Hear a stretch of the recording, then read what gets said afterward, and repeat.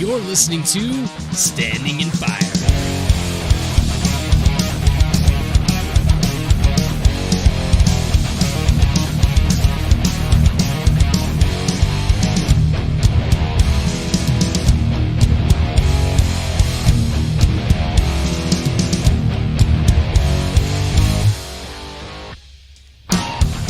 Welcome to the one and only Standing in Fire podcast. We are here once again for lucky number 7, episode 7, and we are so excited for the wonderful, wonderful show we have for you. I am Boom, and I am joined by Tess and Militus tonight. What is happening in the world of Tess and Militus? Ladies first. I feel like a human being. I feel great. This is wonderful. I'm super stoked to be here. I took like a 2-hour nap. I'm ready to go. I needed it. I needed it after today. I get to take naps. You're young. Well, my birthday is tomorrow. Oh, no, isn't that crazy? And I will be recording a year older. show. You're recording a show on your birthday, right? What I are you am. doing? I'm super What's stoked. that all about? Somebody drank Kool-Aid. Now, Linus was kind enough to invite me for an interview, so I'm really excited. Ooh, she's so big time, Boom. I know. No, I'm not. No, I'm not. Oh, you are big time. You're big time. I mean, that's huge. You're being interviewed, and you're being interviewed. I think the way the podcast works, it's like you're on a talk show.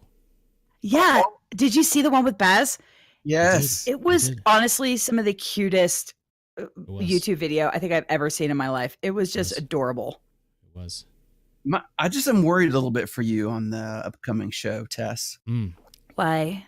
Because I promise not to embarrass you. Went straight GQ. He had like the nice vest, and he had his plus. He was like flexing his pecs in the video. Like, you have to like really dress up to meet his maybe I should like put on a dress. Yeah, maybe so. Yeah. And maybe like, ooh, I've got it. I'll even put on some like false eyelashes or something. I don't know. Well, for those of you who are joining us in our stream and you're watching the video, you'll notice up in the right hand corner, because I've been taking a lot of heat, I put Boom's computer. I put all the stats of what's going on with my computer up there in the right hand corner, so you can play along at home, and you'll understand. So if things start to lag and stuff, you'll understand that currently. Let me pull this up hold on. I have breaking news. I'm at 100% utilization. No, you're at 100%, but I have amazing breaking news. What happened? Visionary Realms just retweeted our show. Oh, that's fantastic. No, they did not. Yes, so they nice did. Of them. They just a few minutes ago, they just retweeted Militus the Devout Cleric, saying that we were going live. How cool is that? That is the sweetest thing ever. Thank you, Visionary. Oh my Lord. I need more nice. liquor. Yeah, that's almost as I mean, that's about the coolest thing I've had. Definitely the coolest thing I had happen to me today. Probably the coolest thing I've had all March, and if I'm being honest, possibly all the way through January. So that is really cool of them. I'm glad that happened. Well, we're gonna go ahead and click into the show, but first, Tess, we got a couple quick things to get done. Tell everybody how they can reach us. Oh. me. Okay. You can visit our website at stopstandinginfire.com. You can email us at stopstandinginfire@gmail.com. You can tweet us. You can reach out to the show at SIF Podcast. You can hit up Boom at BoomTop Live, Militus at Old Militus, or me, Tess, at Debuff This. You can also find all of our stuff on the Pantheon Plus platform, or you can call or text us at 702-625-1337. That spells leads. Hell yeah. Now, this is so funny because... Okay. here's the best part about this. I actually have 100% of my processing power being used right now, and it, yeah, still didn't make it through it. Sorry, okay. that was okay. That's your sheep. I'm sorry, Tess. Oh my God. I failed. You I did went, it fast. as your gator base said, I went straight rogue, and I forgot what I was supposed to do. It's never been faster my for God, my you to stomach do that, hurts. by the way. Well, we've got some phone calls and texts and even some tweets. We've got all kinds of things going on. And Militus, you were thinking about this, I know, for a little while. Is there an order in which you want me to kind of roll these out? Yeah. So let's not do the one I had to edit first. Let's do any one but that one first. Okay, so we had a not family friendly one that we had to edit. Okay, yes, so we'll play that. Very true. So but I beeped it. So okay, all right, we beeped it. So it beeped it, but it'll still be like an episode of Hell's Kitchen. Okay, let's go ahead and listen to our first one. Here we go. Hey, gang, this is Steph, and I just wanted to call in and say I enjoyed the show, and I was trying to watch it last week, but I absolutely could not because of the freaking octoplex. Boom! Get your shit together, bro. I want to. Sorry, I'm gonna calm down for a second here. No, I love the show. Listen to it on podcast format. I would love to watch it sometime. So if you could upgrade the computer, that'd be great. All right, love you guys. Yeah. Bye bye. Yeah. And I hear him, and you know, I'm looking at the chart. So I have the chart up there, and it's saying that I'm using 100% of my stuff. Now here's the funny thing: it says maximum speed 3.1 gigahertz, right? And I'm currently operating at 3.16 gigahertz. So somebody figure that out. I'm pumping an extra 0.06 gigahertz out of this Dell Optiplex to make this bad boy happen. It's just concentrated awesome. It's just your concentrated awesome. Like, right? It's like your midi-chlorians. Yeah. Yeah, I'm getting an extra bit out of this. I'm going above the maximum speed of this computer's capabilities. So there you have it. But it's holding steady. Boom. It's doing a good job. So that was Def from Battle Axe Theater on the YouTube channels. And I just have to read this to Def because I think we'll find this funny. Google Voice translated you, Def, as saying, yes, I want to hear this. Hi, gang. This is Stefan. I just wanted to call and say, I didn't do a show, and I was trying to watch it last week, but I actually couldn't because of the freaking Dell Optiplex. This is your to get a girl. Sorry, come down a second here. I love, podcast format. I want to love it and watch it. You want to love our show? You want to love it and watch it sometimes. So, Stefan, thanks for calling in. Stefan. Yeah, I love the Google Translates. The Google Translates are the best. It makes my day whenever we get one and I go through and I first listen to the little translation, and it's just so hilarious. All right. Do you know that it will blank out curse words? I only know that because of the one I had to edit. Yeah, I noticed that it didn't translate. It just has the F and then it shows you all the stars. Just a bunch of asterisks after that. Yeah. I could tell if it was a long version or a short version. All right, so am I going to do this? Am I doing the edited version now? Yeah, go for it. All right, here we go. I don't even know what this is, guys, so this is scary to me, too. Hey, this is Redneck Gamer 4570, and I hail from the piney woods of East Texas. If you wonder why my gamer tag is 4570, then you need to get a hood and learn how to hunt and shoot guns, you bunch of pansy motherfucking son of a bitches. So I was calling in about Shaman class Archy race. The Shamans are cool. Why? Because of their vision mechanic.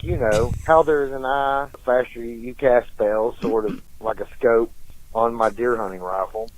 The better vision I get, the faster I get to kill the shit out of you. And about Archy, always asking about what is under the Archy kilt. I have an answer for him, nothing. That is because I hunt down every Archy or Terminus, and I take my butt knife and castrate the weird-looking motherfuckers. All right, well, there we have it.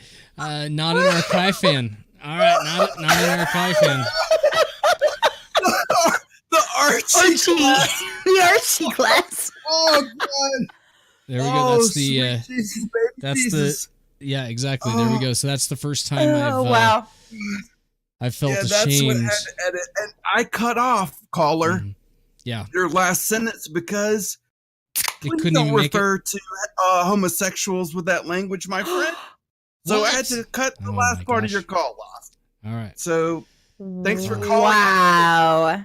Yeah. There you have it. Oh so my we have Lord. we have fans from all sorts of different places. Archie. Yeah, we're just calling them Archies. I heard it. All right, Archie's from this point forward. All right.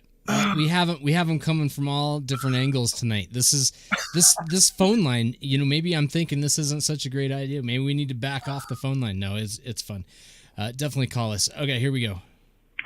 Hello, Standing in Fire. My name is Samuel Robotham, and I am calling tonight because I believe the creators of Pantheon have left out a critical piece of information about Terminus. Many have claimed that Terminus is a spherical planet, when in fact, Terminus is a flat planet. The evidence for a flat terminus is derived from many different facets of science and philosophy. The simplest is by relying on one's own senses to discern the true nature of Terminus's environment. Why, look at even our own planet. The world looks flat, the bottoms of the clouds are flat, the movement of the sun. These are all examples of your senses telling you that we do not live on a spherical, heliocentric world. This is using what's called an empirical approach, or an approach that relies on information from your senses. Alternatively, when using Descartes' method of Cartesian doubt I'm sorry, Descartes? Yeah, so he just keeps going on. This is a 2.5 minute call here. So apparently he is the world's first flat terminus. Flat terminus. And he likes to quote Descartes. Yes. Maybe Kyrie Irving is a future Pantheon player. Maybe. Yeah, he's a flat earther. He probably is. He tweeted me out. There's actually a Twitter now for Flat Terminus, so you can tweet. And I'll find it in a minute. But there is. You can actually go in there.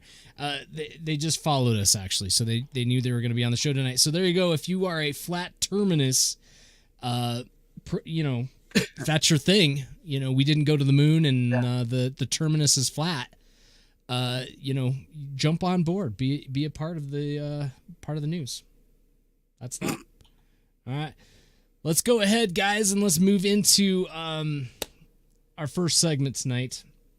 We're going to talk all about the Shaman class.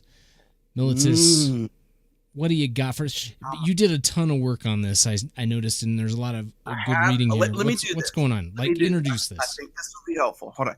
What I'm going to do for chat, and I can't do this for the people listening, but if you're listening, you can go out to the website and you can get this link. But in chat, I'm going to put a very long, I need to maybe do this in Bitly, but I'm going to put a very long spreadsheet link. Because you know what gamers do? Real gamers make spreadsheets. Theorycraft! Yeah, that's right. So I've been doing a lot of watching of streams that have been put out by Pantheon for the last year or so. And I've been trying to get a better understanding of the classes. And so far, I've watched very intently the Shaman, the Cleric, and the Druid, obviously, because Militus, play a healing archetype. But I'm also starting to work on the Wizard as well. So it's a tab in there for the Wizard, but that's partially complete. What we're going to talk about tonight is the Shaman class. So if you are following along with us at home, you may want to take a look at the Shaman tab in the Google Sheets spreadsheet that I linked. So let's start with just some of the races that you can play. So you can play, Boom's going to be super happy. You can play the Archy or Archy. The Archy is the best. They're surfers. It's awesome. Play the Archy. You play the Archy, the Elf, the Human, Ogre, or Scar.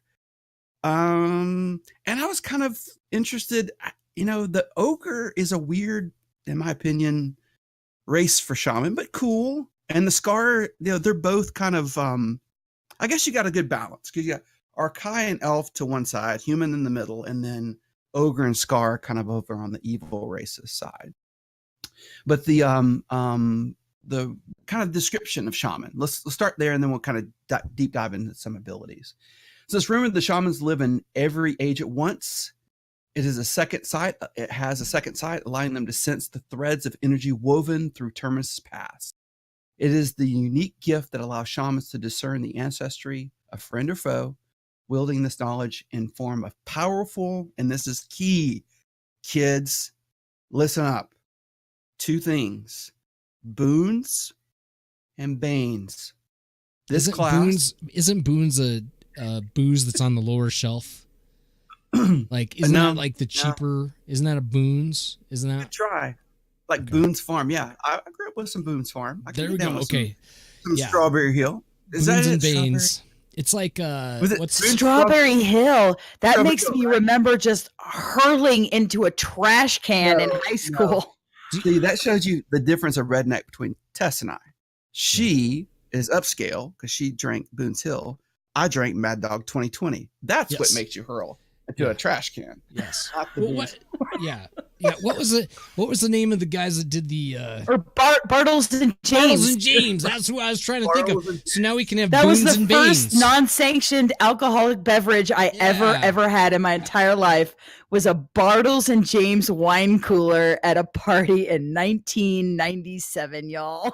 We can have Boons and Banes. I love it. Boons and Banes booze right from Tennessee. Okay, I'm sorry. I didn't mean to interrupt you. Boons just struck me as funny.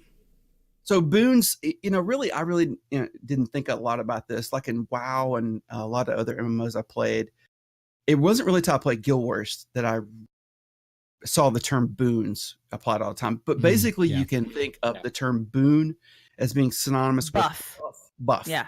This class very much is the buff, debuff, haste class. Because so hardcore utility.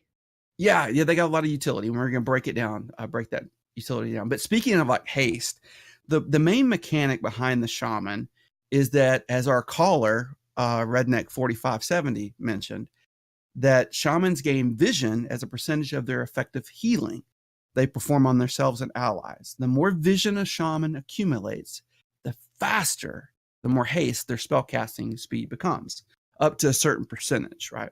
And this is, if you watch some of the live streams, I haven't noticed it as much, but I believe there's an eye kind of showing in the UI of a shaman.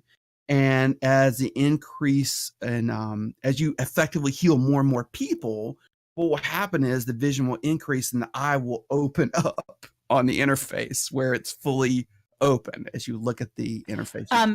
Tool song much. I will open my third eye. Sorry, never mind. That's okay. What do you guys talk? What is a third eye anyway? Can anybody explain that to me? The third eye is the spiritual eye. It's supposed to be this. I thought it was a wiener hole. I'm sorry. I didn't know what a third eye was. What? Hold on. I have not switched. Oh, thank you. Fragile has subscribed 2 straight months. He's still waiting on the nudes, he says. No, I have not switched my main minus. I have not switched my main, but just hear me out. So, okay, back to shaman. 3 things, kids, to remember about the shaman. Boons or buffs, banes or debuffs, and vision/haste. If you can remember those 3 things, that in essence is the major mechanics of the shaman class. It is a healer, it is support, it is utility, but it really is, of the 3 healers, without question, because I've looked at the 3 of them very closely, as my spreadsheet indicates. It very much is. If you like to play the kind of class that hots and dots and buffs and debuffs, this is your class. Like, without question, 100%, this is the class you want. So what do you guys think about just the major class mechanics? Boons, banes, haste, fast healing, or vision. What do you think about it so far? It sounds interesting. I think it sounds like anything that winds up haste, because that's a mechanic. And again, I never played EQ, so I don't know if that's a mechanic that is normal to EQ or anything like that. But that's a mechanic that in a lot of the WoW clones you don't really see. Like, you see like temporary buffs to haste. You do something, you get a haste spike or something like that. What you don't usually see is a wind up. haste windup. You see healing windups, you see damage windups a lot, but you don't see a haste windup. And that is really interesting. I think that could be a really fun. The only thing that makes me nervous about that is, man, you have to be on top of it. That's a mechanic that if you drop the ball and like your haste resets or something, you have to start over from the beginning. Well, certainly when you come in and out of combat, that's going to be the case, right? Your vision's going to change because your effective healing will change. If you're not in combat, you're not doing a lot of effective healing. So I would assume that your haste would kind of slow down, it would diminish over time. But Merrick85 brought up a good point in chat. They said, I like the idea of a buff class as long as your combat doesn't consist of constantly rebuffing. And what you'll see, Merrick, if you go check out the spreadsheet I linked earlier, the buffs are actually quite long. We're talking about the major buffs being around 36 and 24 minutes in length. So hopefully that kind of absolves some of the worry you have about constantly rebuffing and things like that. So I love classes like this, but I have a problem, a potential problem. This is something that I'm worried about. So in every MMORPG, classes like this, which I love, because this is actually when you were talking about this, and when I've been kind of looking at it on my own, I've always enjoyed playing heals, and I always enjoyed filling that role, the more the utility role. I love it. I run into two issues, though, when I fill a utility role. One is, can I actually do anything on my own? So sometimes you get into a role where you can't even, you can't function. Walk down the street with confidence. Yeah. Yeah. You guys as a team, you're unstoppable, but when you're by yourself, you're just, just awful. And maybe that's just part of it. I get it. But then if it is like that, are we going to have enough people playing these utility classes to fill groups, or is everybody going to opt to play more damage dealing classes and there's not going to be any of these utility classes, and then they'll be in high demand and all that? Are we going to run into that? Yeah. Or do you think there's enough to make this work? Well, and again, for me, we really don't know the answer to that question yet. We don't know because the only information we really have are from like group situations. We don't have any solo information. We don't know if, for example, a tank might be able to survive anything, but man, they can't kill anything. So maybe the tank, it has just as much problems getting from X to Y, because you can't kill them, but they can't down any ads. Or a DPS class, they're super squishy. Yeah, they can kill a whole bunch of stuff, but man, they're gonna have to kite that thing for hours in order to get it done. We just don't know that information yet. So I think right now, all we can really talk about is what it looks like in a group role, because we have no information about what a solo experience might be like, if that makes sense. Yeah, no, that makes sense. Well, I mentioned that the shaman was a healer support utility, and what can I kind of break down those abilities as such in just a few minutes. But the resources they use is they'll be managing two resources. We've already mentioned one, that's vision. So as you effectively heal, your vision will increase. That means your speed of casting will increase. And then the second one, obviously, is mana. So you're going to have to manage your mana bar, to have healing capability. All right. So what I thought we'd do next, I've kind of got an overview of the class. Well, really quick. I have a quick question to follow up about that. I was muted. So my question is about the mana resource. I've heard about colored manas and different stuff like that. Do we have any more information on what that means, or if that's going to be an actual thing? Or in the gameplay footage I observed, and I watched a bunch of it, I've not seen that yet. Now maybe chat could pipe in and so maybe, do you think maybe when they say colored mana, they mean multiple resources? I don't know. I'm gonna have to claim it. I just No, don't. but I that's don't Boom's big understand. thing. Boom, what about your opinion on colored mana?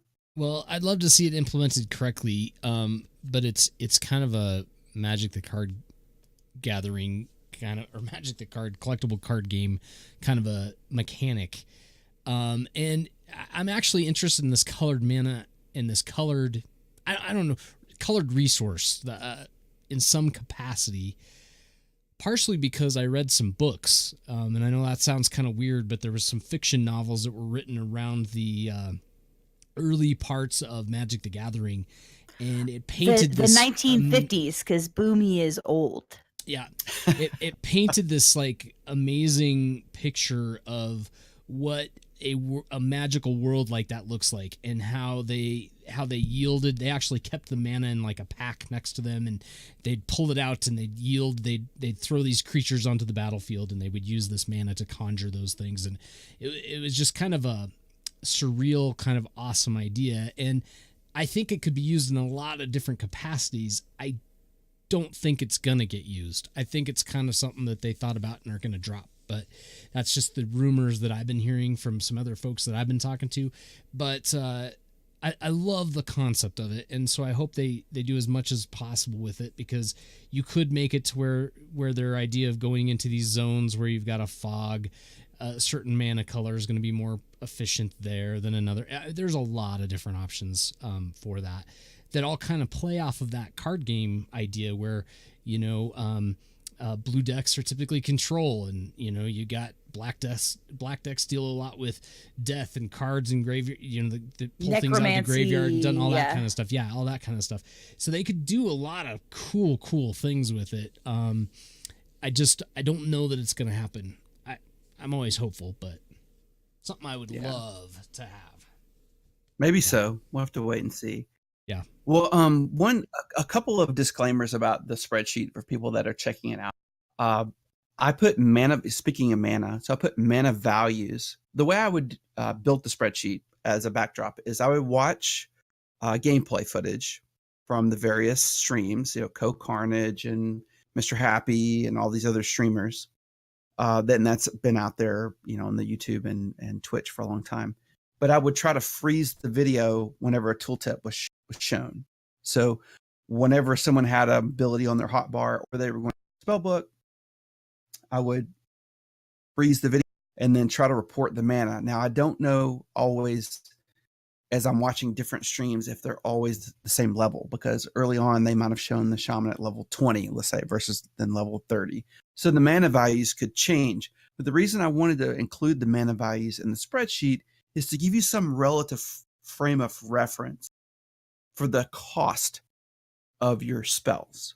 Like for example, your boons, as I mentioned before, so your buffs, and you have different kinds of boons. You have DPS boons and you have healing boons. So the healing boons are water boons, and the DPS boons are fire, typically fire, animus, earth boons, and ancestral boons. These are kind of like utility damage. And then your healing boons or buffs are typically water. And the way the class works is something like this. So as a healer, you establish a boon. So you might cast something like a hot, which is your single target hot. So you select a defensive target and you cast something like Mantle of the River, which costs 24 mana, cast it up to 20 meters in distance. It's got a cast time of 1 second, cooldown of 2.5 seconds, and it lasts 24 seconds. So you cast this hot and it applies this buff, this boon to your target, your single target. Now, here's the second part of playing Shaman, is amplifying the boons you have on an existing target. So you cast the boon, the hot starts ticking, right? Starts healing them over time for 24 seconds. Let's say they get in trouble, like the tank starts taking some big damage. Well, what you probably would do is you would want to have a single target amplification of that boon. So you would do something like probably like a Hand of Evolu, which is like a amplifies water boon, and then it chain heals off of your target to another target. How cool is that? That costs 23 mana. So it's, you know, pretty close in mana cost. I wonder I wonder if they might do something like this, where if you have a boon on you, let's say I have a fire boon on me, okay? You wouldn't. It would only be an offensive target, not a defensive target. Oh, okay. Well, Only then thing never that would mind. be on you would be something like a healing boon. So like a Okay. water boon would be on. Okay. Well, never mind then. Because I was just thinking it would be really cool if you had a shaman that was like throwing out all these elemental buffs. Okay, And hold on. then I could One. I mean, let me back up. I uh-huh. throw onto you as a shaman an ancestral boon, which I've categorized under utility. And what that is, like, I throw an ancestral boon on you, Tess, Mhm. and all of a sudden your critical strike chance increases significantly. So I can throw boons onto you, but they're typically not fire or earth. Those are typically banes that you Okay. apply to But it would be offensive targets. I'm just saying, I know that in chat they've been talking about like I want a boon to last for a long time. I don't want to have to constantly About recast my about boons. 24 seconds. That's reasonable because I'm I'm not just talking about saying. buff. Okay, so the way I've organized the sheet, and check this out. If you're listening to podcasts, come check it out. I use color coding. So green in the sheet is a healing spell, red is DPS, yellow is utility, and blue are long lasting buffs, like 24-minute, 36-minute buffs. So I have them kind of organized that way so you can quickly look at the sheet and get an idea of like what's what. And you'll see like most of your healing spells, your healing over time tests, most of Mhm. those have a duration of around 24 seconds. Okay. So I'm just throwing this out. I'm just throwing this out. Wouldn't this be cool if I see that this would make the shaman, I think, in my head be a completely different, because a lot of times in a lot of games that dichotomy is murky. But it would be really cool if like the shaman threw something on me and I could consume it in order to spike something. So yeah, This maybe is I getting a have little a dirty. 20. If shamans are throwing things on you and you're consuming them, it's a little. You see what I'm saying? I'll just go back to my. Can we my call drink. these? But I mean, I'd like to lobby to call them booms instead of boons. So you have some booms thrown on you. You know, all the healing spells I've observed in the live streams, there's only 2 that apply boon. Mandal of the River is a single target hot, 24 seconds, 24 mana. Now listen to this though. It's a moderate heal. But then you have Water's Embrace that you can throw on a single target. That's 24 seconds, but only costs 12. So my guess is like Water's Embrace is your go-to. So like if I'm in a group as a shaman healer, I'm like a group of 6, right? I'm like Water's Embrace, Water's Embrace, Water's Embrace, Water's Embrace, Water's Embrace on the whole group. Then I stand back and I'm like, oh yeah, we got a defensive target. Okay, here's what I'm gonna do. You, I'm gonna throw a fire bane on you, which is a fire dot, and so I'm creating damage on the defensive target. Everyone else is ticking for heals. If I start to see anyone go down, then I'm going to amp the boon if it's a single target with something like Hand of Avalue, or if it's group, I cast the Echo of Morris, which creates a big hottie, right? So it's all about like hot and dot management with the shaman.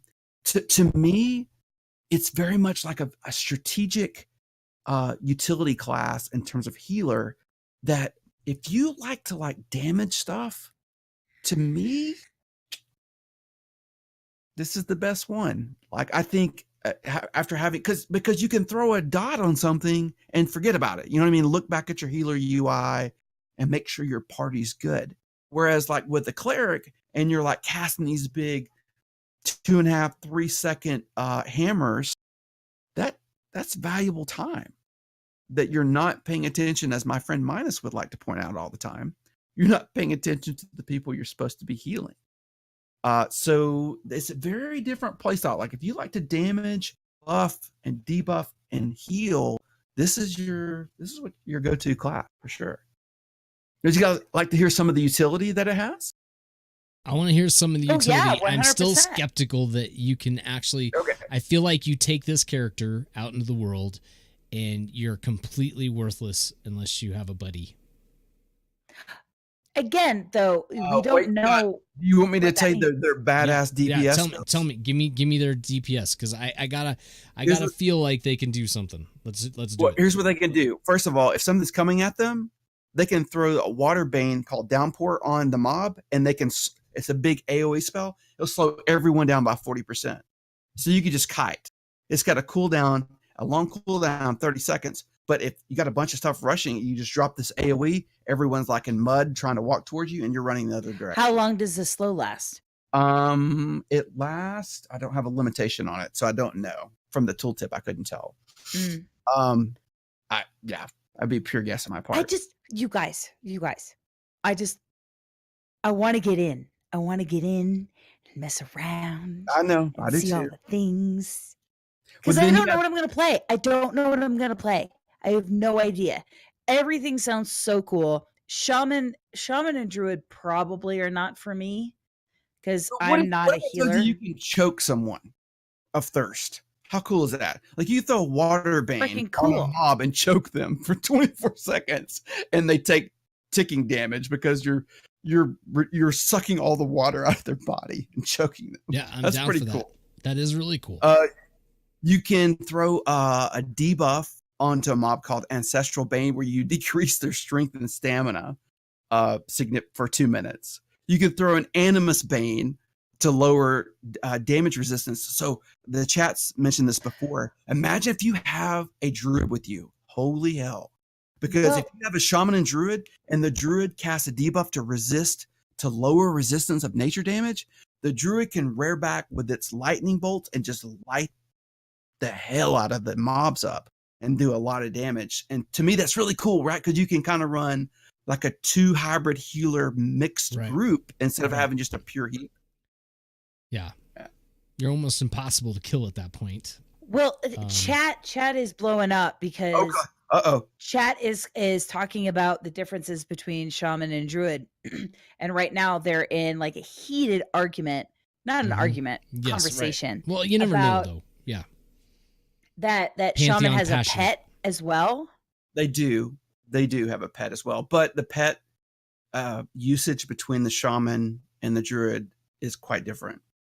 Yeah, quite different. I think with the druid, and Fragile mentioned this, it's more like just a companion that adds an ability to your bar, which we're going to talk about druid later, but druids are cool because here's why. You have 13 abilities, not 12, because your pet has a special ability in the center of the bar that you can use. So we'll package and talk about that later. But a few more. All right. Yeah, they're cool and they're really cool. I'm leaning more and more towards the druid being my main, but enough of that because Minus will get all pissed off. Let's talk a bit about. You can throw fire banes, earth banes to like remove armor. You can do nature dot damage, fire damage, so you can like debuff the hell out of mobs and create dots on them. Okay, with your damage spells. With your utility, you have some pretty cool stuff. So you can throw banes to do things like reduce armor. You can slow their attack speed by 20%. You can increase wisdom of yourself only. And if you guys take a look at my spreadsheet, pay particular attention to my target column, because that will tell you like offensive target, defensive target, self, or group. Well, actually, the column that tickles me pink, and I just love it to death, is the modifiers column. Oh, you like it's where it's talking about, hey, whiz or con or stam. Yeah, that makes the D&D in me just go. And I couldn't find all of them tests. Like not some of them, the tool tips, for example, like utility spells, it makes sense, right? That your modifiers wouldn't really play that big of a role. But with damaging spells or healing spells, certainly modifiers are a big deal. No doubt. Yeah. 100%. I mentioned the critical strike buff or ancestral boon you can put on someone.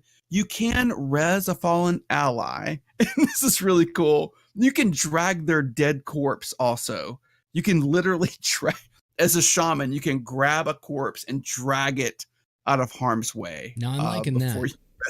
Well, okay, I have a question about death though. Will it be like WoW where you're down, or will it be like Guild Wars / D&D where you're down and you could possibly get back up again? I don't think, to my knowledge, I haven't seen a down state. No, not like in Guild Wars. I've seen it where you die and you can be resurrected with res sickness, or you can be battle rest. So yeah, and the clerics have the battle res, and I believe druids have a battle res, but shamans do not have a battle res to my knowledge. They only have a res. So you have a root called Grapevine Snag, where you can root and CC. And I've noticed that about a lot of the classes. So while you might not have like an enchanter mez or a bard mez, that real strong CC, right, most classes typically have an offensive root ability, and it's called Earthbane for the shaman. Lastly, and I promise I'll stop nerding out, we can talk about something else, but what about your buffs you can throw? So Skymane's Pact is probably your best group buff. It is, you throw haste buff to the whole group. Then there's Grip of Crags, and buff the whole group with your strength and stamina. Then there's Adept's Theory, increases wisdom, but only for you, not for the group. Reptilian Shroud is an animus boon that adds like poison, disease resistance, health regeneration.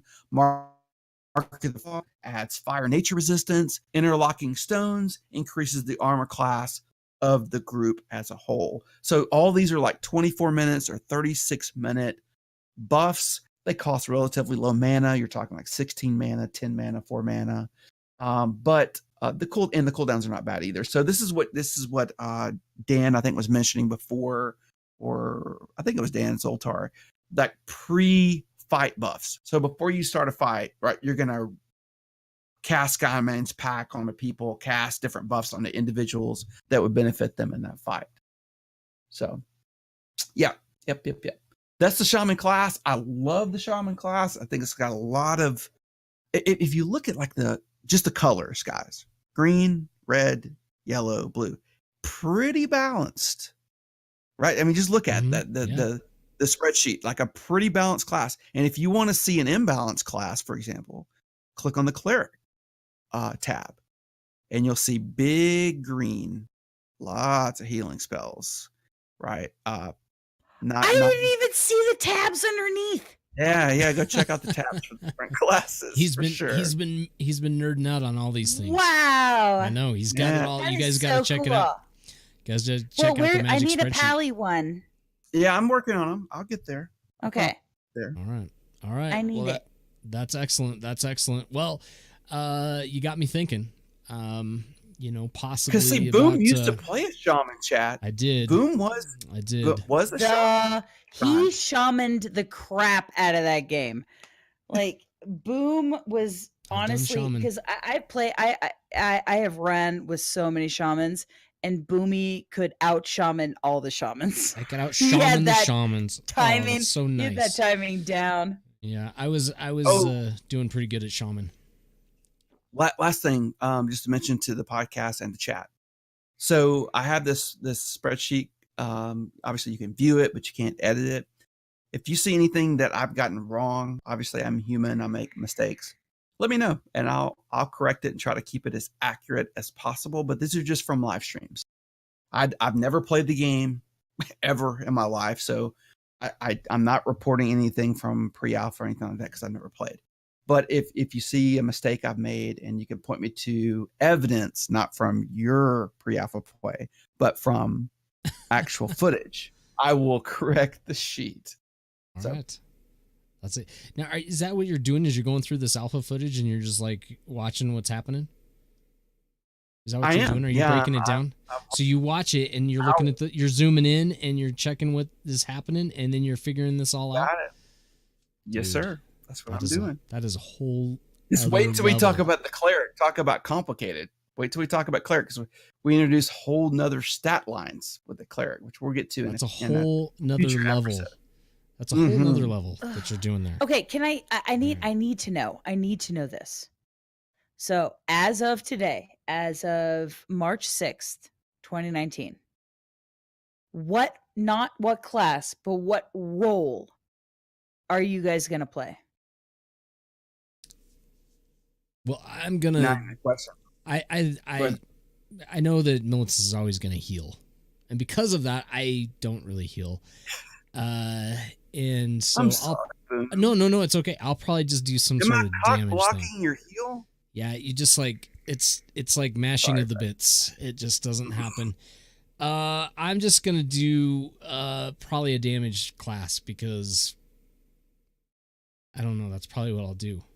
And then I'll just wait forever in queues, and nobody will need me, and I'll just do that whole thing. And I'll just be walking around. And, if Bard is around, Bard is around, that's what you're gonna play. Man, yes. I don't know. Just because I know it's a of whole my thing. gaming It's identity. your but don't you want to branch out and break away from your identity and move into something that's not your identity? The only thing that I haven't done in MMOs is heal. And I am not gonna do heal. Then you branch out and become a healer. I'll branch out and become I'll be running in the other bard. direction on fire. I'll just be like, no, that would not work well. No, me healing, Yeah, Boom loves the big numbers. He loves the DPS. Like he loved that in Vanguard playing the. Did you play Wizard or Sorcerer or whatever it is? But here's the thing: it's not so much that I love. I actually my favorite thing to do in an MMO is the strategy of trying to figure out how to keep a group going. I love that. That's what I loved about heals. It was the strategy, especially earlier on. So utility. You want to play utility. I love class. that. I love that idea of sitting there going, okay, how am I going to do this? I've got this tank. He's a little aggressive, and I've got I got this rogue that's just attacking things over here on the side and doesn't know what he's doing, and I've got this thing. And for me, it was about, okay, what am I going to do here to sort of keep all these people alive? Or am I just going to vote kick them? I can't go back to DPS. You can't. I mean, that was no. You're Or heals? Utility. We have a phone call. Tank or heals. All right, let's hear it. Let's go ahead and you're picking it up. Yeah. Okay. Go ahead. To accept, press 1. To send. Hello, caller. You're live on the air. This is Jim from E-Machines. I'll get a call back. I know last time that we were talking about someone on there is one of the Dale Optiplexes. But what I really, really wanted to talk about was I kept watching your show, and it seems like everybody's talking about this shaman class that seems a lot like a Dale Optiplex. I mean, what's up machines here, people? I'm talking cleric. I mean, I ain't got time to be putting on little tickles and debuffs on people saying, hey, you need to be a little slower. Hey, tickles and debuffs. I love it. You know, I don't even play one of these MMOs or whatever you call them. I have a life. I have women I actually talk to instead of playing video games like a bunch of you people do. But, I mean, it seems fairly obvious that if I wanted a big, helpful class, I'm going to play a cleric. That's all you'd like. Oh, God. But, you know, if you want the real power like an E-Machine, I think you got to go with, I think you got to go cleric. So the E-Machine is the cleric. The E-Machine is the cleric? Oh, that's it. He ended the phone call. Here's the thing. Here's what I'm not understanding is that when he called in, my Dell Optiplex suddenly went to 100% pegged at 100%. And it just like, what was it about that caused that? It's weird. Yeah. It's almost like he's connected to my thing. Oh my gosh. All my gosh, you guys. We're gonna move, we got to move along, so we're gonna go ahead and move into our moments. Our moments of zen. Tess, did you have a moment of zen this week in gaming? I'm still in work hell, so I haven't actually been able to like play. But a friend of mine messaged me an ARG, which if you don't know, ARG stands for alternate reality game. And it's supposed to be aimed for an announcement from Paradox that they're gonna do later this month at the Guild Designers or the Game Designers Convention in San Francisco. Is this where you go to a bar and you dress up like somebody that you aren't and try to pick up on your wife? No.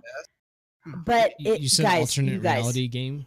Okay, I'm sorry. Yeah, it's the type of game where they like post fake websites and you're like trying to puzzle out all the different things that are going, if that makes sense. Yeah. And it's a Paradox with White Wolf with a new VTM, Vampire the Masquerade game. And I cannot freaking wait. The ARG game that they posted, this is how they did it. Guys, this is genius. They posted it as a fake dating app. Yeah, so it is like the thing I was just talking about. But no, you don't post any pictures or anything like that. Oh, okay. But it's creepy and it's like asks you for your blood type and it's just dark and awesome. It's all fun and games. It's so cool. For your blood type. That's where I draw the line. It is super. Well, it's VTM. It's Vampire the Masquerade. Like, all right. You gotta get in on that. Are vampires? You guys can just. I don't know a lot about vampires. Are they really that picky about blood type? Well, it depends. If we're talking VTM lore, some can be. But anyway, I just wanted to shout that out because this is fun. If you want a creepy kind of existential experience, if you want to go down the rabbit hole, check this out. Just Google Tender, not Tinder, Tender. Tender? Tender. Tender. Just Google Tender app. It is super fun and creepy and weird, and it made me think of Secret World when they would have those research quests in Secret World. Yeah. And that's that's an ARG, is doing kind of researchy web search type things.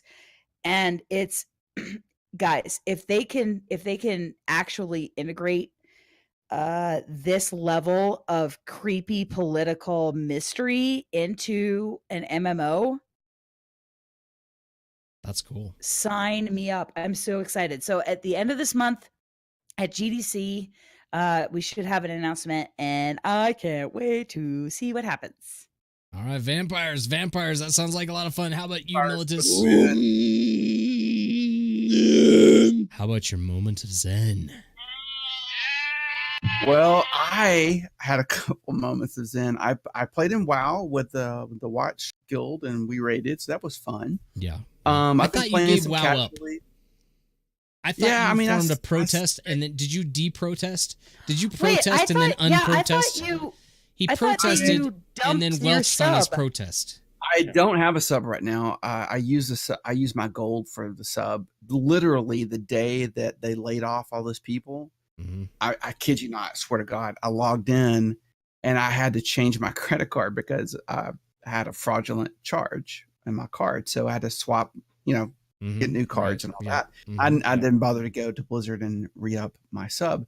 And I log into Raid that day and it's like, your sub is up. What do you want to do? And they make it very convenient to spend your gold, by the way. Yeah. They're like, a token costs 100,000 gold. Yeah. You have 300. I think I had 350,000 gold at that point. I'm like, sure. So I spent 100-something thousand gold for a sub, but my sub is up in like 8 days.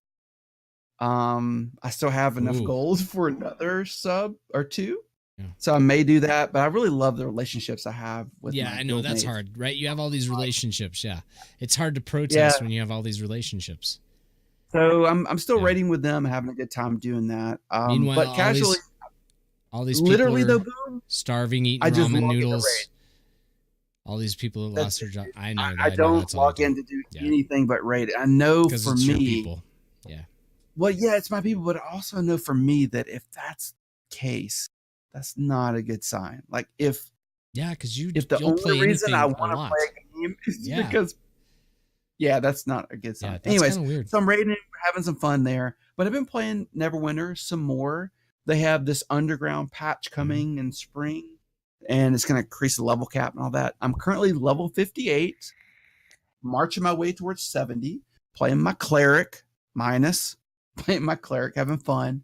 But I got some bad news this week from them. What happened? They are killing the Foundry system. Yeah, that's kind of weird. Well, okay, hang on. I just want to say this. They have threatened to do that probably every 6 months for the last 3 years. Well, so they've made official announcements. The Foundry is going to die. We're not doing it anymore. Foundry's out. Foundry's out. Here's a really sad part. Did you see the reason behind it? It's kind of a shit reason. No, what'd they say?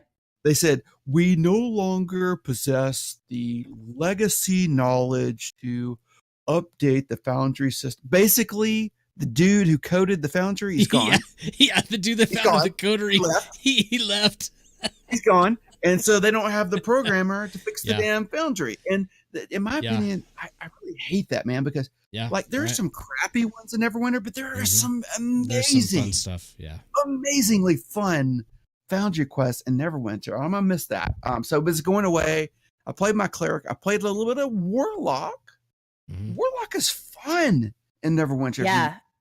Warlock is a great D&D class. It's super fun. It's fun. That's my main. That's what I'm maining right now is Warlock. I think. Yeah. So you still need us to join up with you, right? We need to join up so we can run some stuff. You do, man, because I still need my dungeons. I'm waiting for you guys to help me out with dungeons. You said 58? Yep, I'm 58. What do you, Tess? I honestly do not know. You were pretty high the last time I remember. Yeah, I'm not level cap. Definitely not. But I think you're inching close. You and I were like running neck and neck there for a bit, and I think we're in the 50s. So we might be able to join up I think with we're in you our and late 50s, late 50s, early 60s. Yeah, probably all together. Yeah, probably. So. Yeah. All right. So Neverwinter, everybody, start the downloads. Everybody in chat right now, go click on the Neverwinter servers and download it. We're gonna have a Neverwinter party. And as always, if the content's too easy, we just strip down to nothing. And we just run through it naked. So we can just do naked runs. That's what we do. We just strip down and run naked. Love the naked runs. Yep, we just do naked. So that's always an option. Well, as for me, my moment of zen is the fact that even at 100%, I'm sort of pulling the stream off tonight. So it's going a little better. You're doing a great job. Yeah, it's like you're killing it. So here I'm figuring everything in the world out, trying to say, okay, how can I just get that extra little bit of power out of this Optiplex? And I got to thinking about it. I was like, I think it's overheating. So I took the cover off of it, got it all stripped down so it's naked, and I put a fan right on top of it, and I'm just blowing air through it. And that's keeping us going. What kind of fan? Like a big fan. Like a box fan? Yeah, I just got a big old fan, like huge fan, and I stuck it right in front of me. And I'm just blowing it. And the only thing that could have been better is if I could have got it outside. I was thinking about it. I was like, what if I just drilled a hole through the wall and stuck the thing on the outside and brought out, just let my computer be outside in the negative 10 degrees or whatever it is out there, and I'll just Colorado is rocking some negative.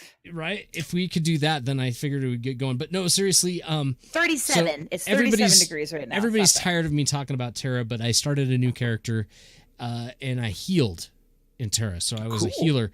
Actually kind of fun. I still had a lot of fun. I got to level 20. That was pretty cool. And then I got to, so they had there's always bargains. Like, we live in the best time to be a video gamer that has ever been, ever. So I'm doing something, and something comes across my face that says $15 for Far Cry. And I was like, $15 for Far Cry 5? Far Cry's a great game. I love that game. I said, I got to do it. Especially the story of Far Cry 5 is pretty dang amazing. It's the whole thing of the cult in Montana and how they took over and everything. The whole premise of it's actually pretty fun. So I went ahead and picked that up for $15, and then I picked up Assassin's Creed Odyssey because everybody said it was so great at GameStop for $19. Out of the first time I've been in a GameStop in a long time. They got me into GameStop with this $19 deal. So I swung in there and that's so funny that you say that, because I actually went to GameStop last month for the first time in I don't know how long, because I just got my husband. He's not a PC gamer, he's a console gamer. So I got him a PS4, and so I went and got a whole bunch of stuff for him at the GameStop. It was crazy. Yeah, right. It's like weird. You go in there and it's kind of almost creepy, and there's like some spider webs and stuff you have to move to get to the game cases. No, it was really cool though, because guess who was behind the counter? Ooh. There was a young gal behind the counter. Rob Barbary. No, oh my God. We're the only two people that'll ever. We're the only ones that'll know it. Okay, all right. No, that wasn't who it was. No, there was a young gal, but it was sitting behind the counter. Yeah, and it was awesome. Like, she was asking me, like, "Oh, did you hear about this release? This release is going to be really fun." And we nerded out at the counter of GameStop for like 30 minutes. It was awesome. It made me think back to when I would go to GameStop all the time. You know. Well, before I move on to segment 3, I just want to add one more thing. So as I was playing Far Cry 5 this last week, I noticed that it had more MMO elements than some other games I've been playing, and it's starting to creep in. I think, kind of in a roundabout way. Pendulum? Everything's kind of going back to MMO. I think we're going to see MMOs become a big deal again, because all these games are getting to it from the weird way, right? The Destinies, all these, they're kind of doing just little bits and parts of it. But now I'm starting to see it all kind of come together. You know, the flak jackets and the different things that I picked up along the way, it's just gear, and everything's starting to be, you know, the way the quests were all done. It gives me hope, I guess is what I'm saying, for a future where MMOs are not forgotten about. So that's kind of fun.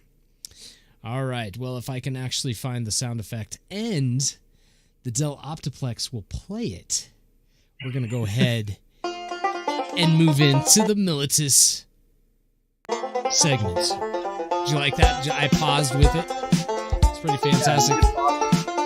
My goodness, well, if you have people calling in talking about their gamer tags, saying they're going to hunt you down with rifles, you might be from Tennessee. If you drink, turns out. Or from Texas, same place, right? And if you have ice in your wine right now, you're definitely from Tennessee. It's empty, bro. It's gone. It's gone. All right. There you go. If you don't know if you're gonna play a shaman or a cleric or a you're probably from Tennessee. All right. Go ahead. This is a good post you got here. So, like, give us the lowdown on this, because this is a good post. I like this one. I can't read the whole post. But no, don't read the whole post. Just highlight a couple parts of it. Yeah. So this is posted by Desroth. Desroth? Des? Yeah. Help me out with this. Desroth? Desroth. Desroth. So Desroth talks. The title of the post is, this is from Reddit. Mm-hmm. The title of the post is Pantheon: more Vanguard than EQ. And so he or she starts off the post. They start talking about, hey, they're an older MMO guy, which I can relate to. And they say, hey, after listening to the podcast Standing in Fire, Militus has stated that they played Vanguard, the Vanguard emulator, and noticed lots of undertones in Pantheon from Vanguard. So it turns out that Deathroth goes ahead and installs it, but he experiences some of the things we did with, it's in development. The emulator's in development, so a few bugs here and there. Then they pose this question. So if you played Vanguard, what was your take on the game, and are you afraid of what happened with Vanguard will happen again? And I'm assuming Desroth is talking about with Pantheon. we have an issue if Pantheon is more Vanguard than EQ. And then they say, personally, they want MMOs to have a reset. They believe that the fundamentals of what made both EQ and Vanguard great games are at the core of Pantheon and VR's vision. We're at a point where, in Desrot's opinion, MMOs have gotten far away from community, class interdependence, crowd control, sense of adventure, all the things we talked about thus far. So I pose this question to chat. I pose this question to Boom and Tess. Are you afraid of what happened with Vanguard, what happened with Pantheon? And will Pantheon be more Vanguard or more EQ? I literally cannot answer that question because I've been in gaming hell, not being able to play anything. I literally have played let me put it this way about EQ. I had it. My mother had it on her computer, and I might have spent 5 minutes in it when I was a preteen. And I have played 1 hour of Vanguard, so I can't answer that question. I'm not a noob. You come over here and you bring that language, young man. Well, I know Boom's played more than an hour with me because you won't play with me. Yeah, because I have a higher echelon of gaming. Yes, she's above me, Chad. I'm not either. I just been too busy, baby. I love you. I think my problem is I never played Vanguard when Vanguard was live, and so the Vanguard that we're playing is not the Vanguard experience because way easier. We're kind of blowing Vanguard through stuff, and you know things are just not quite as I don't know, tuned as I guess is the word as what we might expect. So that is one of those things that kind of has me, you know, wondering a little bit. I think more for me, it's just the fear. It goes back to that whole thing of can this game survive with maybe not as many players, and are they going to do something silly where they have that investor come in and now they can't survive with that many players? They have to have more players. You know, how are they going to manage the pressures and the you know what I'm getting at though, right? Because I think that's going to I think it's going to be a little more of a niche game. When you showed me the Shaman play video, and I watched the video of somebody playing the Shaman, I was like, this game is definitely not going to fit the main crowd, because what I saw was Shaman healing up some people and then sitting on the ground while the combat was going on, meditating and the other stuff. And it wasn't that it was wrong or anything like that. It's just, I know that the style of play is going to be slower and there's downtime and it's all strategic, and I get all of that, but it looks a little strange. It takes a minute to sort of understand and get it, and it's borderline turn-based in a way. It's like turn-based with a timer. And I know that sounds weird, but that's kind of what is going on there in the background. And so I think people are going to, they're going to get a little bit weird about that, I think, unless it just feels smooth. But the part that got weird was when they meditated and they sat down on the ground. I feel like they need to do some standing up meditation, because it looked odd. Like a prayer. I think there's even like a standing prayer. It's got to be something like that, because otherwise it looks odd with the combat. And those types of things will just make it so niche that it could go the way of a Vanguard. And I'm not saying it will, but I'm just saying, you know, it's those kinds of things that can make that happen. But I don't think that's what they're planning on doing. I think they're going to go into it with the right mindset of what it needs to support it and how they're kind of going to go about it. And I think it'll be fine. And I think you're going to see it for a while to come. And I saw some other stuff. It looked pretty. Like the game looks really good. I think it looks great. I think it's going to be they're animating amazing. it now. Yeah, and they're just getting there. It looks really, really like the good. People, so do you remember like our first or second cast? The big thing that we were kind of fighting was a certain Negative Nelly YouTuber talking crap about the artwork. And I'm sitting here going, well, A, it's not done, and B, the stuff I've seen looks nice. It's not cartoony. Like, I mean, to me, it looks good enough to launch today. Now, maybe that's my bias, but it looks nice. Right. No, I agree with you. Because that's always my fear. I'm always like, is this going to look hokey? Is this going to look this? It doesn't at all. It looks cool.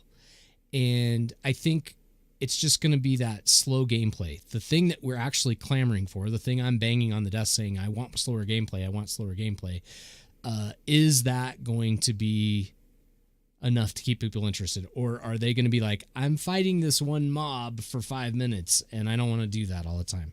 Especially if fighting that mob only gives you a small amount of experience or that type of stuff. It's like, it's those economies of scale. People will play this game longer, but it is going to have a limit. There's going to be a limitation to where people are going to be like, okay, that's too much. And that's my only concern, and again, we haven't seen any of it. My only concern in terms of longevity is how hard will the learning curve be? Because there are some games that are really awesome, fun games, and the learning curve is so steep that casual players come in, they're like, I have no idea what's going on, and it doesn't appeal to a wider audience. Yes. But then they can lean on the people that are already in the game. Well, that's true if they manage to stick around.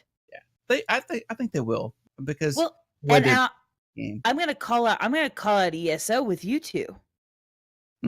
Like, ESO is a beautiful game. It's fun. It plays really well, but it has a mega learning curve. Yeah. I'm lucky enough in that I have like an inside source on whenever I had a question, I would just pick up the phone. But other people that I played with are like, I have no idea what's going on. So that game actually has a weird ramp up. Concern. That game actually makes sense later on. It doesn't make sense early on. So it's kind of weird. They kind of blew the early game. I think they tried to make the early game a little bit too much like Elder Scrolls and just kind of went that way with it. You know, like the older games like Oblivion. Yeah, because it was like and then it got more MMO as it went. It got more fun to play in those capacities, I guess, later on. Mm-hmm. But I don't know. I just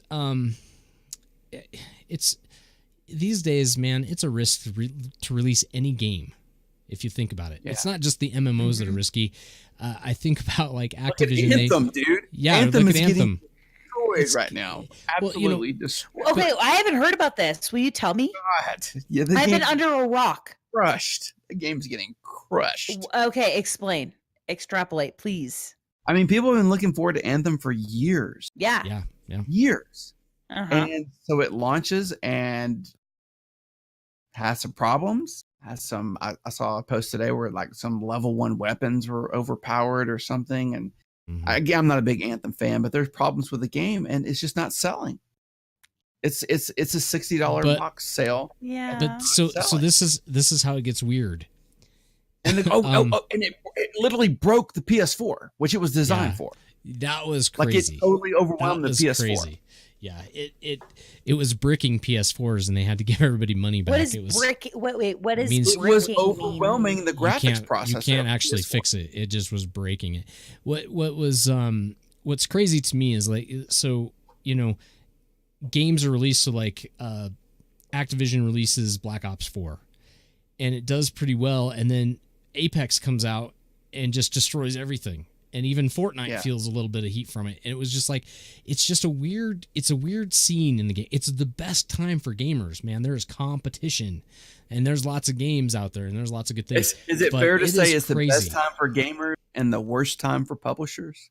Yeah, it's rough. Well, no, because they're making money. No, it's not, because they make money hand over fist. They're just having to risk billions of dollars. Well, they're risking it constantly. Yeah. And so you have the WildStar that has 200-300 million pumped into it, and it falls short, right? You got these games that kind of come out and do that, and then you have these other things. So this is a risk that they're taking with this game to kind of get it out there.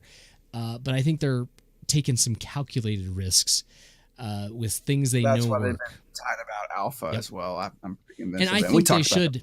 I actually think the more I am listening to the internet, and the more I'm angry at Reddit, and the more I'm so frustrated with gaming reporting, I think they should not say anything, and they should release as little as possible, and they should just dump it on us when it's done. As because bad as it hurts most people in the chat with us tonight, and as bad as it hurts me, it's for our own good. It's for everybody's good. You just release the game when it's ready, and you don't say anything about it. It's here. So I got to play the Torchlight Frontiers alpha, and so I was just in closed alpha the other day, and it was polished in closed alpha.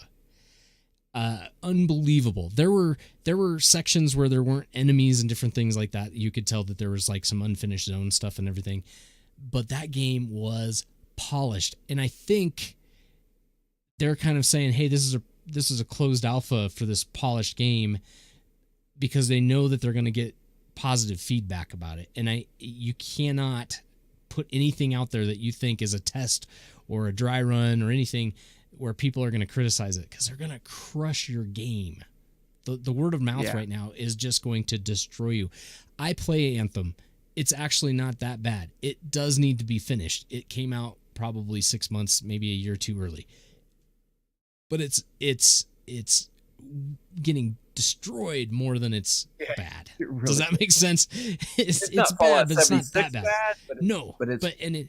It's getting crushed, and they're gonna fix it over time too. That's the other part of it, and so it'll be good in 6 months to a year from now. So if Pantheon has to release on sale, yeah, but if Pantheon has to release, let's say, a zone at a time, or if Pantheon has to release content and roll it out over time, or if they have to do something, I'm totally fine with that. I'm just like, don't get caught into that thing of releasing something and then have everybody get race to the end of it and then say, I don't want to do it anymore. And I think that's where the motivation for the question came from, because most people that I have talked to about Vanguard say that, Brad, this is what after EQ, and EQ had, and Brad's talked about this, like Bascom mentioned this in a video this past week, which we'll highlight in a few minutes. But I went back and watched it. For those in chat, for those listening, if you want a really good listen or watch, Boogie2988, right? Famous YouTuber. He interviewed Brad like 5 years ago, whenever the Kickstarter failed. And he's talking about kind of what he wants Pantheon to be. And that's quite an insightful interview, because he reveals a lot of things kind of in relation to this question. He talked about how they took a bunch of steps forward with Vanguard conceptually, making the game great, but it got pushed out early, where he was not in complete control. The publisher was in complete control, and kind of shoved it out the door early. So there was unfinished ideas that fell flat, but over the course of time, they were great. The people that actually stood with Vanguard for a year or two, played it longer than that, loved it, because after that couple of years that they were able to flesh out a lot of those problems, it turned out to be a really solid game. So I getting back to Desroth's question, my idea is that they're going to take all the ideas from EQ that they couldn't have dreamed of. They're going to take out all the ideas that Brad tried to implement in Vanguard, that he got his legs swept out from underneath him. And they're going to pair it with the Unity engine and all the fantastic networking tools that are out there today. And you're going to have the best of all those worlds combined. That's, in my mind, kind of what they're going to move with. So, well, that's great. Let's go on to this next one, because I think this is important. I like this next one, and I want to hear about it. A poster on Reddit named Milutus posted. It was you. Subscription support for Pantheon from now to launch, and that was posted today. Greetings, future adventures of Terminus. Basically, I said, hey, I pledged at the champion level. That's at $250 level. And my WoW subscription is about to has lapsed. I'm no longer paying for it every month. Right. So that $16, $15 plus tax. Mm-hmm. Really, it was coming on my credit card. And, you know, in thinking about it, I'm not going to miss it, right? $16 a month. I mean, I have that disposable income.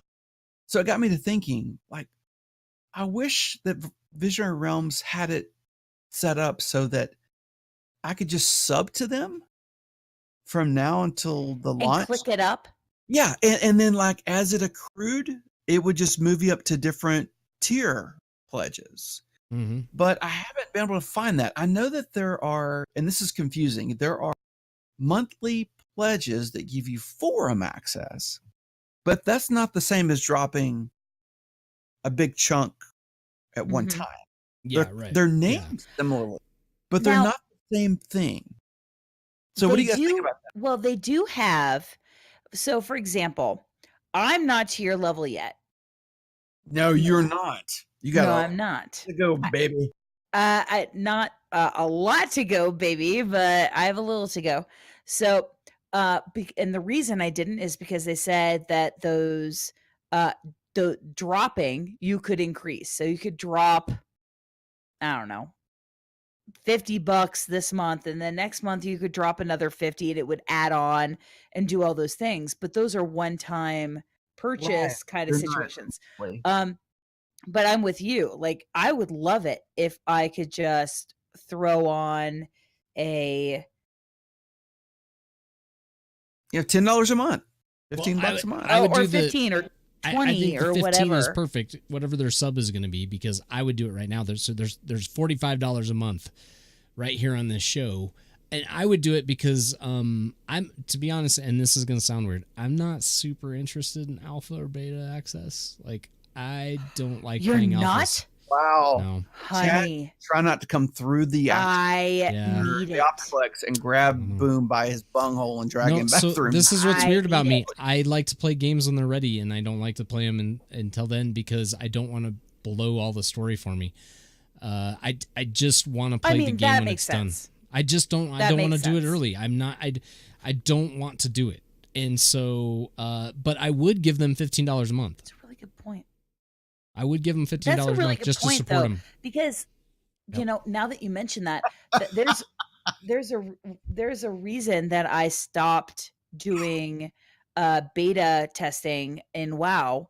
It's because I would burn through all the content during the beta, and then I would have to start back over at release, and it felt even more grindy than having just experienced it at the onset. So interesting point. So Dan says,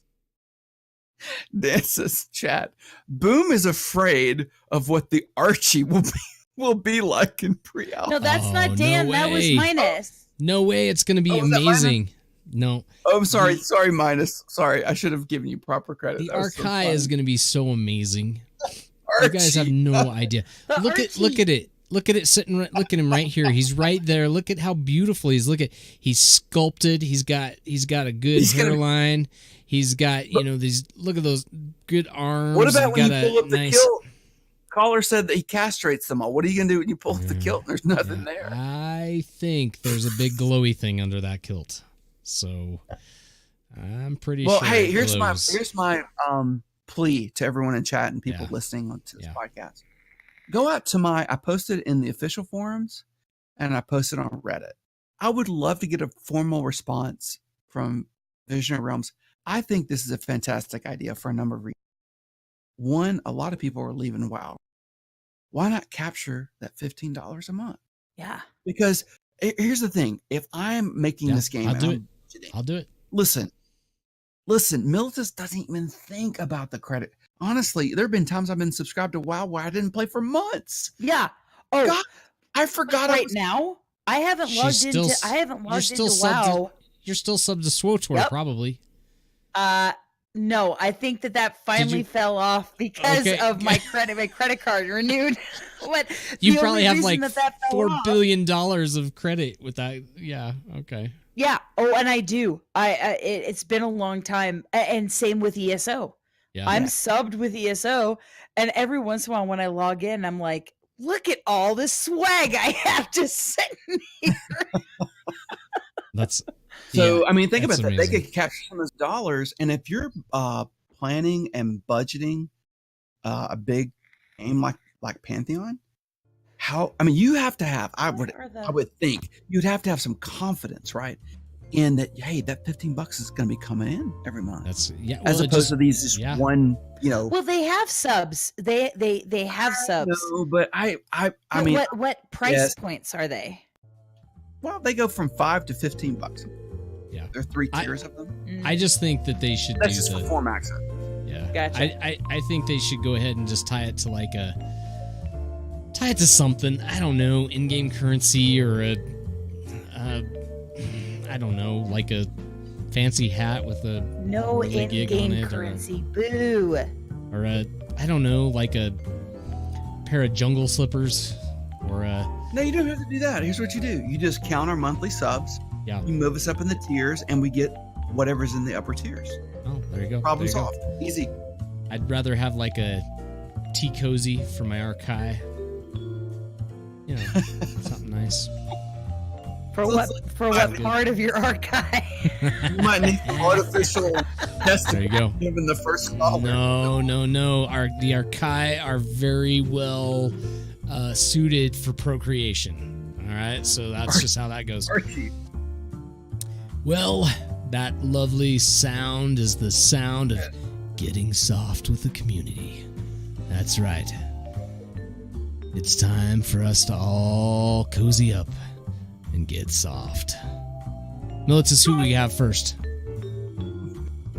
We have Nathan first. Nathan Napalm. Yes. Oh, Nathan Yes. makes me happy. There's a theme in our community, getting soft with the community this week. Yes. And the yes. theme is this. Right. Our community, listen to our podcast, feel sorry for us. Yes. And then right. feel the responsibility to create content that we get to like try and deal with our ignorance. Basically, that's the theme of what you're about to hear. So Nathan did a couple videos. He did a PvP in Pantheon. Right. Really cool video. Check it out. Got it linked in the show notes. And then I feel like he did a very specific video just for Boom. Yeah. Which which I watched. He tweeted out and even tagged Boom in the video announcement. And it's about how to upgrade your rig tests, like how to upgrade your video card. Oh, I know. I watched it and I was going, oh, the second rig that he talks about is like the exact rig that I have. And I'm like, yeah, I have that rig. Yeah. So go check out Nathan's upgrade your rig video. Yeah. Then we had Battleaxe Theater, who Def went on Def in his great rants. He went on a great rant about the Necro, something that Boone mentioned earlier, solo play, and how solo play worked in EverQuest, and how it could work with the Necromancer in Pantheon. So pretty cool video there.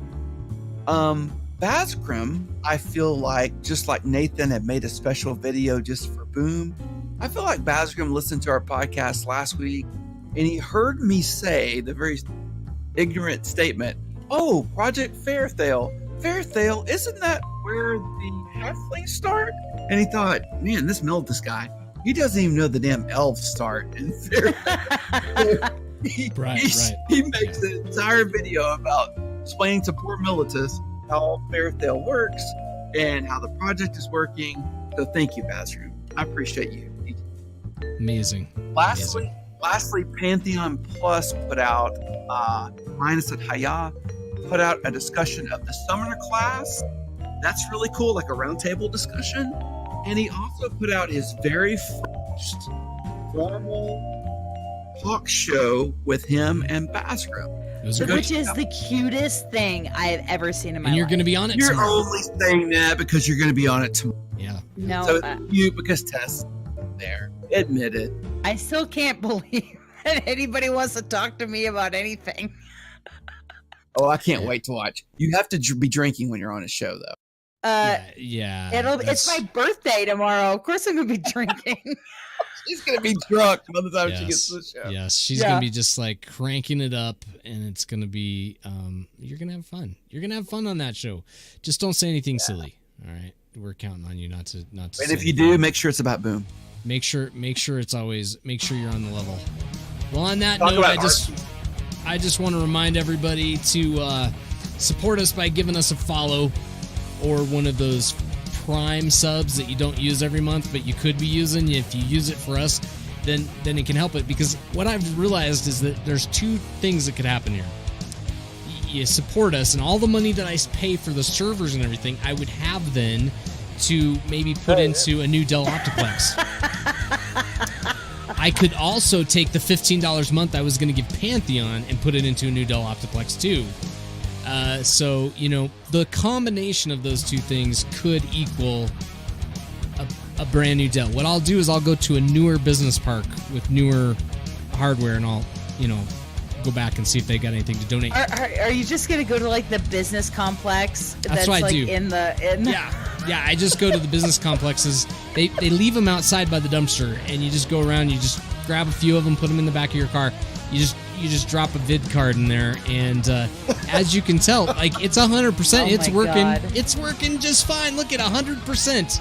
I'm operating at maximum efficiency here, guys. Yeah. This is exactly the computer that's needed to do this. Oh, there it just stopped. The music just stopped. Or Jeez. run Windows 3.12. One of the two. Yeah, right. Jeez No, Louise. Windows. What was it? Come on, Dell. I'm on your XFC? side. Oh no, 3.12. You had to boot it from DOS. Oh my God.